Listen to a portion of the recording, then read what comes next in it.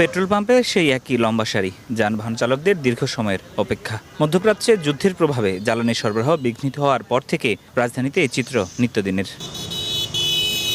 গেল কয়েকদিনের মতো আজও জ্বালানি নিতে এসে ভোগান্তিতে পড়েছেন প্রাইভেট কার, মোটরসাইকেল সহ বিভিন্ন ধরনের যানবাহন চালকরা। ঘন্টার পর ঘন্টা অপেক্ষায় স্বাভাবিক কার্যক্রম বিঘ্নিত হচ্ছে বলে অভিযোগ তাদের। প্রায় 1 ঘন্টা সিরিয়ালে দাঁড়িয়ে প্রায় কাছাকাছি চলে আসছি।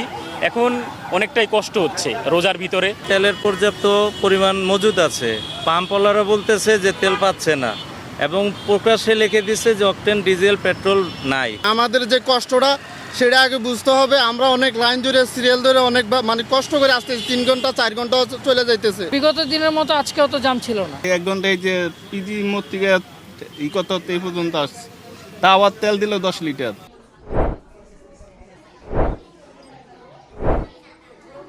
এদিকে সংবাদ সম্মেলনে পাম্প মালিকরা দাবি করেন, পেট্রোলিয়াম কর্পোরেশনের ভুল রেশনিং নীতির কারণে পর্যাপ্ত জ্বালানি তেল থাকার পরও ভোগান্তিতে পড়েছেন গ্রাহকরা। নীতিগত সীমাবদ্ধতার ফলে সারা দেশে সরবরাহ ব্যবস্থায় কৃত্রিম অচল অবস্থা তৈরি হয়েছে।